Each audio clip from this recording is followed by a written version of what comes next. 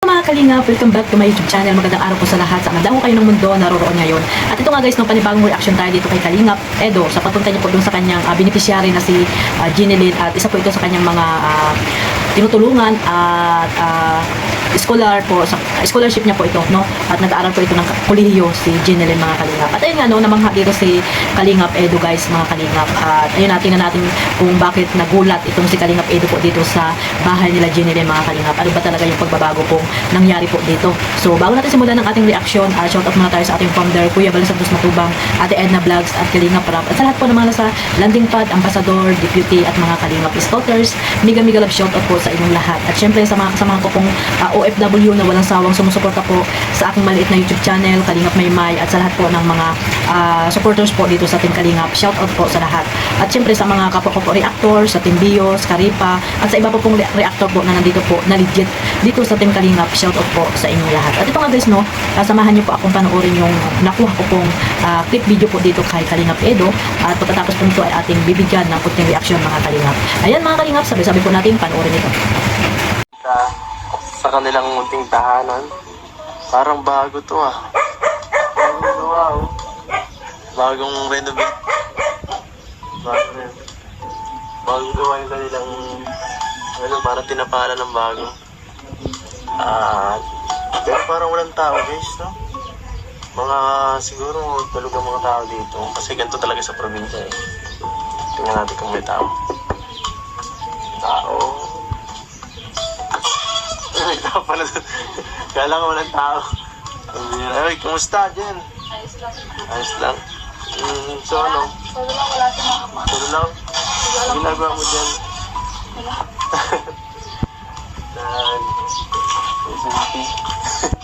So ano? Anong bago dito? Bagong tayo po. Bagong Hindi kayo na nga napagay kaya nung birthday ko pa kayo. yung binigay kong pera ng ano? Ay, grabe na pagawa nito. Yung ano? Pinreba lang naman po. Plywood mo. Yung lumang plywood. Yung tapos meron ng ano, their ticket eh. may nadigdag dito. Pero at least malinis mo na ang bahay nila.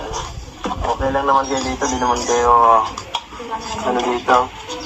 Tsaka andito naman po si Kuya, umuwi siya. So ayun guys, update sa kanilang munting visit sa kanilang house tour. House tour guys. Ay, Kuya! Makalit dyan, Kuya. Ano? Malinis pa na house tour guys. First time ko dito makapasok ng ganito. Tatlong tao kayo dito nakatira. Ba't na lang sila? Si Mama, si Kuya, tapos ni Pinsan. Pinsan ko. Ikaw hindi. Sa boarding. Bihira ka magano dito, ngayon lang. So, asan sila mama mo? Wala. Nagdagdag sa Kuya kung masay. Naglaya si mama mo? Wala.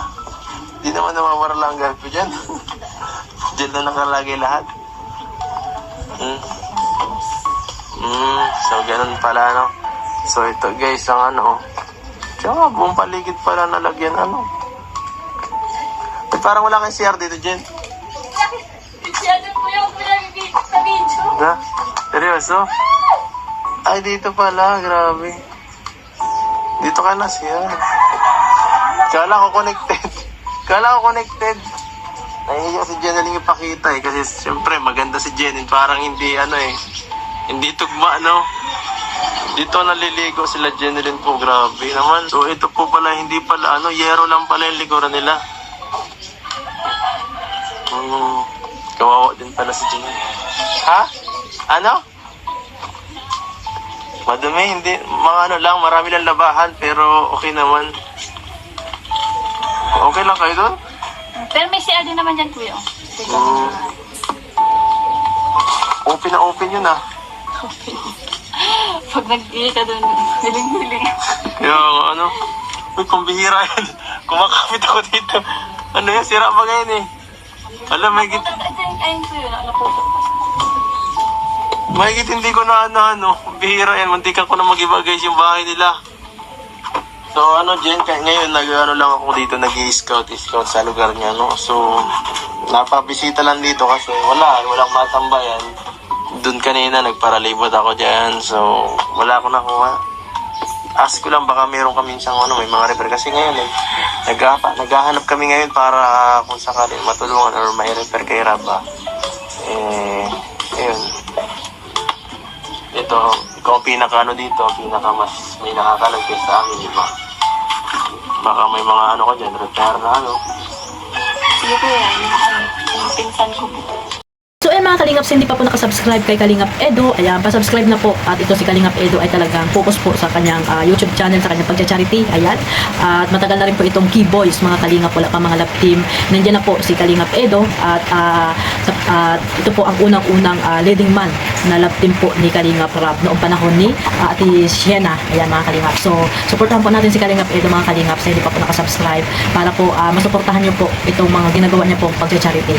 At as far as I know na marami po siyang mga beneficiary at mga scholarship, mga Kalingap, kaya po madalang po na magpabahay po si Kalingap Edo. At alam natin na ang pabahay ay talagang po yan, napakalaki po yan na obligasyon para sa isang charity vlogger. Pero po si Kalingap Edo ay focus po siya sa kanyang mga beneficiary. Alam naman natin na napakarami po niyang tinutulungan, mga Kalingap. Tingnan niyo po ang kanyang YouTube channel, no? Nandiyan po makikita niyo na talagang focus po sa pagtulong itong si Kalingap Edo. Talagang may lahing matubang si Kalingap Edo. Siyempre, pinsan niya ni Kalingap Rab, kaya yan po ang kanilang mga, anong tawag dito? Yan po ang kanilang obligasyon sa mundo, no, yung magtumulong sa kapwa ng mga taong naghihirap, mga Kalingap. So bilang isang charity vlogger at Kalingap, no, nandiyan si Kalingap Edo, talaga namang grabe yung kanyang pagtulong po sa mga taong naghihirap. Even po sa kanyang mga love team, di ba? At ilan na po yung naging love team ni Kalingap Edo. At ito nga, no, si Beyonce yung last niya. Siguro ito na po yung last niya hanggang dulo, itong si Baby Beyonce. So balik po tayo dito sa clip video po na nakuha ko po dito kay Kalingap Edo, no. Ito po naman talaga yung topic natin. At ayun, at nakita niyo naman na si Jenny Lynn, no, sa mga hindi pa po nakakilala, ito yung isa sa mga scholarship ni Kalingap Edo. Tinutulungan niya po sa kanyang pag-aaral bilang isang kolehiyo, mga Kalingap. At alam naman natin na napakahirap, no, paaralin ang isang katulad ni Jenny Lynn sa kanyang mga magulang, di ba? Napakahirap po yan para sa kanila. Tingnan niyo naman yung ng buhay nila, no. Siyempre nagpapasalamat diyan sila kay Kalingap Edo kasi nga nakita po sila ni Kalingap Edo para makatulong sa kanilang pag-aaral. Kaya sana ay wag nilang baliwalain yung mga tulong na ibinibigay ni Kalingap Edo, mga Kalingap, no. At sana pag nakapagtapos sila ay huwag nilang kalimutan yung mga taong tumutulong sa kanila, yung mga sponsor, at lalong-lalo na po si Kalingap Edo, ang Team Kalingap, syempre ang ating founder, Kuya Bal Santos Matubang. Dahil wala po naman si Kalingap Edo kung wala po ang ating founder dito sa Team Kalingap. So ayan guys, no, namangha, nagulat si Kalingap Edo dito kay Jenny Lynn kasi nga, di ba, yung birthday daw binigyan ng pera siguro. At ayun, di ba, napakagaling na bata din, mga Kalingap. So kung sa ibang mga dalagita yan, kung saan na ibibili ng mga parcel sa Shopee, ng mga damit, kung ano-ano pang papaganda sa mukha ang ibibili niyan. Pero si Jenny Lynn po, mga Kalingap, grabe guys, no, talagang nagulat na tawag ito, talagang hinangaan ni Kalingap Edo kasi nga, di ba, nakapaayos ng bahay kahit papaano, plywood, nilagyan ng plywood yung kanilang bahay, mga Kalingap, para naman maging maayos yung kanilang tinitirhan, no, lalo na yung kanyang nanay at kapatid. So ayan guys, no, at napaikot ito si Kalingap Edo, talagang hiyang-hiya si Jenny Lynn kasi nga ganun yung kanilang CR. Pero kahit pa paano, di ba, meron silang palikuran, mga Kalingap, at hindi kung saan sa kapitbahay sila makikigamit ng CR, di ba, mga Kalingap. Kahit kung ano pa yan, basta malinis, okay na po yun, no.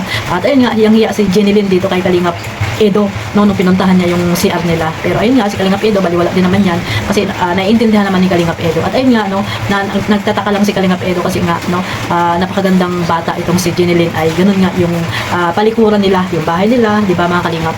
Pero talagang ganun ang buhay, napakahirap. Kaya ayun, syempre nandiyan si Kalingap Edo na tumutulong sa kanyang pag-aaral. Kaya syempre unahin muna yung pag-aaral, at pag nakapagtapos naman siya, sigurado ay maiiba na ang kanyang buhay, at syempre yung kanilang bahay, yung kanilang palikuran, pagawa niya na.